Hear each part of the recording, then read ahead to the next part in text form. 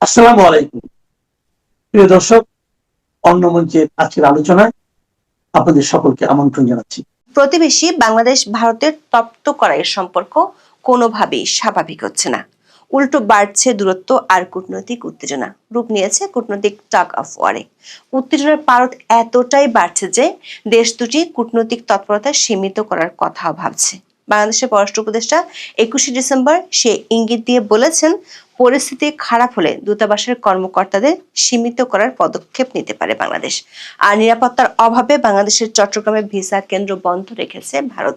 চট্টগ্রাম, রাজশাহী ও খুলনায় ভারতীয় দূতাবাসের আঞ্চলিক কার্যালয় লক্ষ্য করে হামলার চেষ্টায় ঘোলাটে হয়েছিল পরিস্থিতি। তবে দুই দেশের সেনাপ্রধানের মধ্যে টেলিফোনে আলাপ সেই পরিস্থিতিকে ঠান্ডা করেছিল। কিন্তু বাংলাদেশের ময়মনসিংহের ভালুকায় এক হিন্দু তরুণকে পিটিয়ে হত্যার পর আগুনে জ্বালিয়ে দেওয়ার ঘটনা আবারও উস্কে দেয় উত্তেজনা। পাল্টা জবাবে দিল্লিতে বাংলাদেশ হাই কমিশনের সামনে বিক্ষোভ করে একটি দল। এই সময় বাংলাদেশের হাই কমিশনারকে হত্যার হুমকি দেওয়ার অভিযোগ এসেছে বাংলাদেশের সংবাদ মাধ্যমে। ঘটনার একদিন পর ভারত দাবি করেছে, দিল্লিতে বাংলাদেশ হাই কমিশনের সামনে বিক্ষোভের সময় কোনো নিরাপত্তা হুমকি তৈরি হয়নি। তবে এই দাবি সরাসরি প্রত্যাখ্যান করে হাই কমিশনের জন্য যথাযথ নিরাপত্তা না দেওয়ার অভিযোগ তুলেছেন পররাষ্ট্র উপদেষ্টা তৌহিদ হোসেন। বাংলাদেশের পররাষ্ট্র উপদেষ্টা অভিযোগ করেছেন, চরমপন্থীরা নিরাপত্তা অঞ্চলের মধ্যে ঢুকলো কিভাবে। পররাষ্ট্র উপদেষ্টার এই অভিযোগ যদি সত্যি হয়, তাহলে পাল্টা প্রশ্ন উঠছে, চট্টগ্রামে ভারতের ডেপুটি হাই কমিশনারের বাসার সামনে গিয়ে হামলা চালিয়েছিল কিভাবে। প্রতিবেশী দুই দেশের মধ্যে এমন কূটনৈতিক টাগ অফ ওয়ার নজিরবিহীন। প্রশ্ন উঠছে, এই অবস্থা কি বাকযুদ্ধে সীমাবদ্ধ থাকবে, নাকি আরো জটিল হতে পারে পরিস্থিতি? তেমন কিছু হলে কি অপেক্ষা করছে সামনের দিনে? দেশের ভেতরে সীমাহীন অস্থিরতা, সহিংসতার জেরে এমনিতেই জনজীবনে যখন নাবিশ্বাস, তখন দেশের সীমানা ছাড়িয়ে ছড়িয়ে পড়া উত্তেজনার ফল কি হতে পারে? বিস্তারিত জানতে চলুন যাওয়া যাক বিশ্লেষণে।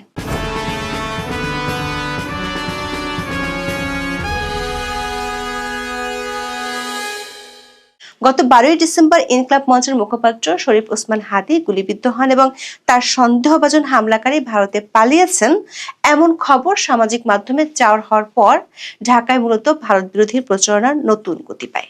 এরপর থেকে প্রতিদিনই দুই দেশের সম্পর্ককে ঘিরে কোনো না কোনো উত্তেজনার খবর গণমাধ্যমে প্রকাশিত হতে দেখা যাচ্ছে। সবশেষ খবর হলো 20 ডিসেম্বর দিল্লির উচ্চ নিরাপত্তা বেষ্টিত চাণক্যপুরী এলাকায় যা ঘটেছে তা নিয়ে কূটনৈতিক নিরাপত্তার ক্ষেত্রে বাংলাদেশের পক্ষ থেকে বিরাট প্রশ্ন তোলা হয়েছে। 18 ডিসেম্বর ময়মনসিংহের ভালুকায় দীপু চন্দ্র দাস নামক এক যুবককে ধর্ম অবমাননার অভিযোগে পিটিয়ে হত্যা করা হয় এবং পরবর্তীতে তার মৃতদেহ গাছে বেঁধে আগুন ধরিয়ে দেওয়া হয়।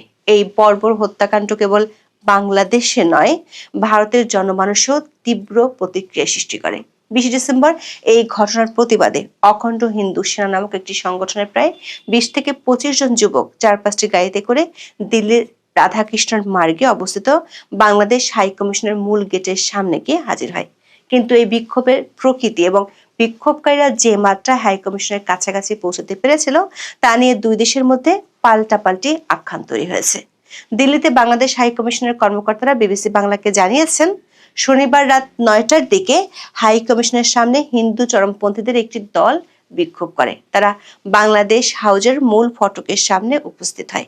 এ সময় তারা বাংলাদেশ বিরোধী বিভিন্ন স্লোগান দেয়। তারা ভারতে নিযুক্ত বাংলাদেশের হাই কমিশনার রিয়াজ হামিদুল্লাহকে গালিগালাজ করে বলেও বিবিসি বাংলার খবরে দাবি করা হয়। কিছুক্ষণ অবস্থানের পর এক সময় তারা সেখান থেকে চলে যায়। শনিবার রাতের ওই ঘটনা নিয়ে বাংলাদেশ হাই কমিশন থেকে কোনো আনুষ্ঠানিক বক্তব্য দেয়া হয়নি। রবিবার দুপুর নাগাদ বাংলাদেশের কয়েকটি সংবাদ মাধ্যম এ খবর দিলেও ভারত কিংবা বাংলাদেশ কর্তৃপক্ষের তরফে কোনো পক্ষ থেকে প্রথমে বিষয়টি নিশ্চিত করা হয়নি।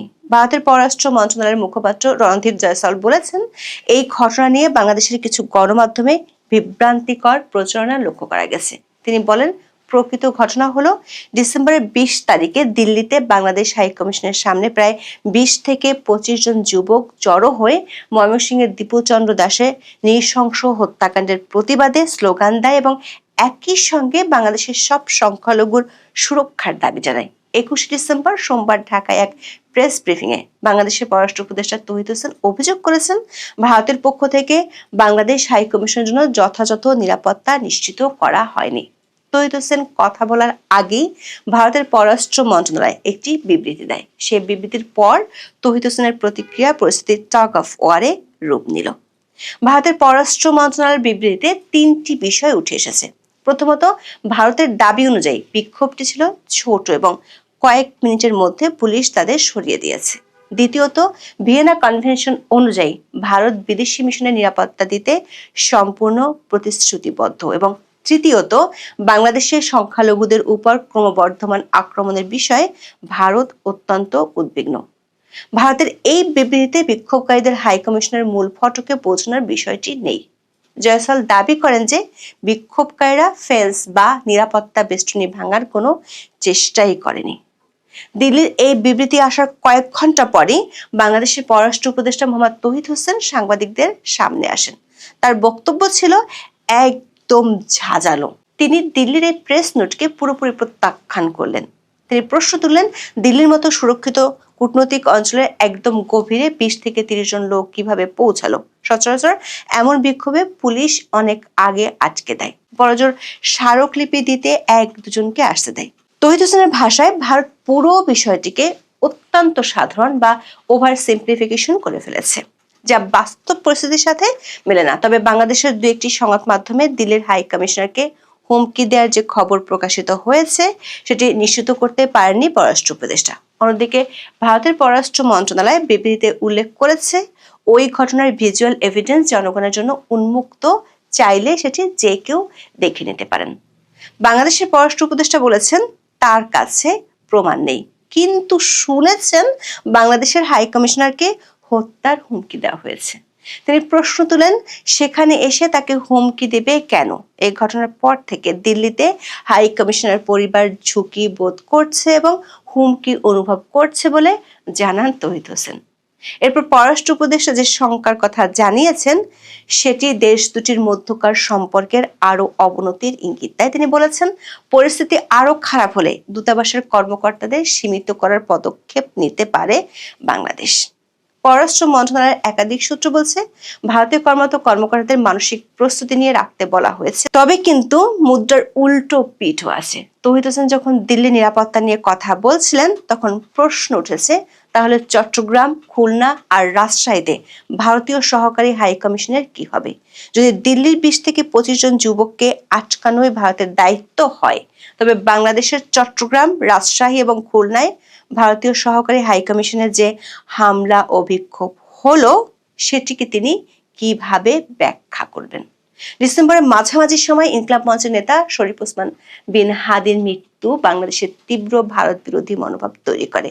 হাদির মৃত্যুর খবর ছড়িয়ে পড়ার সাথে সাথে 19 ডিসেম্বর রাতে চট্টগ্রামে ভারতীয় ডেপুটি হাই কমিশন এলাকায় ভাঙচুর ও বিক্ষোভ হয়। বিক্ষোভকারীরা ইটের টুকরো ছুঁড়ে কার্যালয়ের ক্ষতি সাধন করে। একই ধরনের উত্তেজনা বিরাজ করছিল রাজশাহী ও খুলনাতেও, যার ফলে ভারত সেখানে ভিসা কার্যক্রম স্থগিত করতে বাধ্য হয়। চট্টগ্রামে ভারতীয় ডেপুটি হাই কমিশনার বাসভবনে ইট পাটকেল নিক্ষেপ করা হয়েছে, যার ফলে ভারত সেখানে অনির্দিষ্টকালের জন্য ভিসা কার্যক্রম স্থগিত করতে বাধ্য হয়েছে। আবার প্রকাশ্যে জনসভায় সরকার সমর্থক এক নেতা বাংলাদেশ থেকে ভারতীয় হাই কমিশনারকে লাথি দিয়ে বের করে দেওয়ার হুমকিও দিয়েছিল, কিন্তু এ বিষয়ে বাংলাদেশ সরকারের পক্ষ থেকে কোনো প্রতিক্রিয়া পাওয়া যায়নি।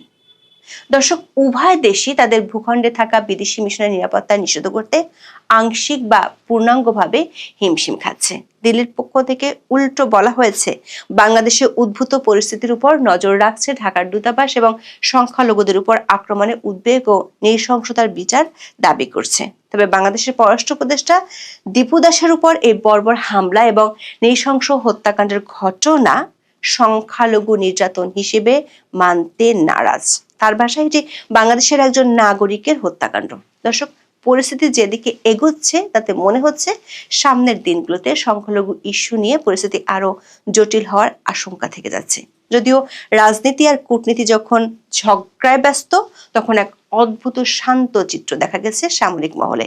খবর হলো, ভারতীয় সেনাপ্রধান জেনারেল উপেন্দ্র দ্বিবেদী বাংলাদেশের সেনাপ্রধান জেনারেল ওয়াকারুজ্জামানের সাথে কথা বলেছেন। সেনা প্রধানদের এই কথোপকথনের মূল বিষয়বস্তু ছিল সীমান্তে উত্তেজনা প্রশমন এবং বিশেষ করে দীপু চন্দ্র দাসের হত্যাকাণ্ড ও ওসমান হাদির মৃত্যুকে কেন্দ্র করে উদ্ভূত জনরোষ সামলানো।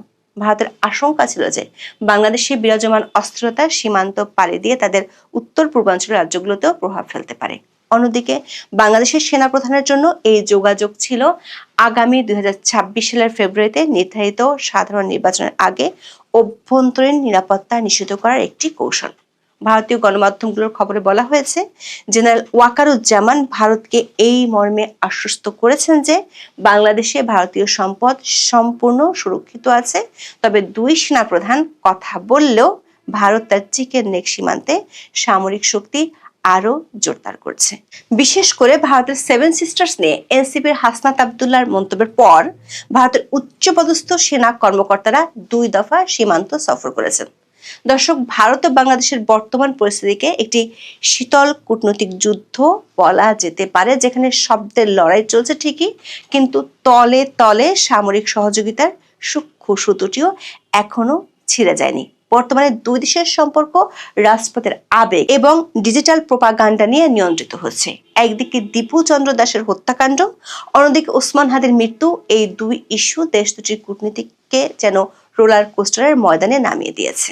প্রশ্ন হলো, দুই দেশের উত্তেজনার পারদ কি শেষ পর্যন্ত রক্তক্ষয়ী যুদ্ধের দিকে গড়াবে, নাকি সব পক্ষের শুভ বুদ্ধিতে পরাজিত হবে রক্তনেশা? আপনারা সকলেই জানেন যে গত দুদিন যাবৎ কি কি ঘটেছে বাংলাদেশে, এটা সকলেই জানেন। অনেকে আবার আমি গত দুদিন যাবৎ আমি যেসব কন্টেন্ট করেছি তা নিয়ে অনেকে হয়তো বলছেন যে ভাই বিপ্লবী সরকার গঠন হলো না, আপনি যা যা বলছেন তা হলো না, এগুলো নিয়ে অনেকে কমেন্টস করছেন। তো যারা কমেন্টস করছেন তাদেরকে বলি, বিপ্লবী সরকার গঠন হবে তাদের একটা পরিকল্পনা ছিল, কিন্তু তারা সেই পরিকল্পনা হয়তো শেষ মুহূর্তে গিয়ে আর কুলায় উঠতে পারেনি। তার একটি মাত্র কারণ, সেটা হচ্ছে যে আমাদের যেই সেনাবাহিনী আছে ওনারা বিশেষ একটা চাপের মধ্যে পড়ে গিয়েছিলেন। কি চাপের মধ্যে পড়েছেন সেটা হয়তো অনেকে জানেন, অনেকে জানেন না। তবে হেডলাইন এবং ব্যানারে দেখছেন যে দুই সেনা প্রধানের মধ্যে কি কথা হয়েছিল, মানে ইন্ডিয়ান সেনাবাহিনী প্রধান এবং বাংলাদেশ সেনাবাহিনী প্রধান। বাংলাদেশ সেনাবাহিনী প্রধান বিগত 1 সপ্তাহ ধরে হাদি গুলি খাওয়ার পর থেকে প্রচুর চেষ্টা করছিল ইন্ডিয়ান সেনা প্রধানের সাথে কথা বলার জন্য, পারেননি। সর্বশেষ উনি কথা বলতে পেরেছিলেন, সেটা হচ্ছে যে আপনার শুক্রবার রাতের বেলা কথা বলতে পেরেছিলেন। কারণ আপনারা একটা ভিডিও হয়তো আজকে সকলেই দেখছেন, আজকে এই মুহূর্তে থেকে দেখছেন আপনারা, সেটা আমিও চেষ্টা করছি আপনাদের দিয়ে দেওয়ার জন্য সাউন্ডলেস করে, আমার মাথার উপরে হয়তো দিয়ে দিব, ছোট করে দেখেন যে শুক্রবার বিকাল 3:30 পৌনে 4টার দিকে বাংলাদেশ থেকে কিছু জঙ্গি ইন্ডিয়াতে ঢুকার চেষ্টা করছিল এবং সেখানে ইন্ডিয়ান সেনাবাহিনী গুলি করে সেখানে 3 জনকে মেরে ফেলে, হত্যা করে সোজা। কারণ বর্ডার এলাকায় এখন পুরো যুদ্ধ অবস্থা বিরাজ করছে, সেখানে 3 জনকে হত্যা করে, বাকিরা যদিও পালিয়ে যেতে পারে। এই বিষয়টা যখন হয়, এরপরে আবার সেনাপ্রধান চেষ্টা করে এবং শুক্রবার রাতে প্রায় নাকি বাংলাদেশ সময় রাতের 1টা বা 1:30টার দিকে ওনার সাথে কথা হয়। ওনার সাথে কথা হলে তখন ইন্ডিয়ান সেনাপ্রধান বলে যে আপনারা জঙ্গি উৎপাদন করছেন, আপনারা তো বলেছিলেন যে জসিমউদ্দিন রহমানি এবং বাকি জঙ্গিরা সবাই ইন্ডিয়া পাকিস্তান পালিয়ে গিয়েছে, কিন্তু একজনও তো পাকিস্তান পালায় নাই, সবাই এইখানে আছে, বাংলাদেশে আছে। এবং তিনি তখন এই যে ছবিটা এখন দেখছেন, এই ছবিটা ফেসবুকেই ছিল, সকলে দেখেছি আমরা, এই ছবিটা দেন। এবং তিনি বলেন যে আজকে এই যে রাতের বেলা চট্টগ্রামে আমাদের এম্বাসিতে যে আক্রমণ হয়েছে, সেই আক্রমণও এই জঙ্গি গোষ্ঠীর দ্বারা করানো হয়েছে এবং সেখানে একজন গার্ড আহত হয়েছে, সেটাও এই জঙ্গি গোষ্ঠীরা করেছে। এবং এটা রাষ্ট্রীয়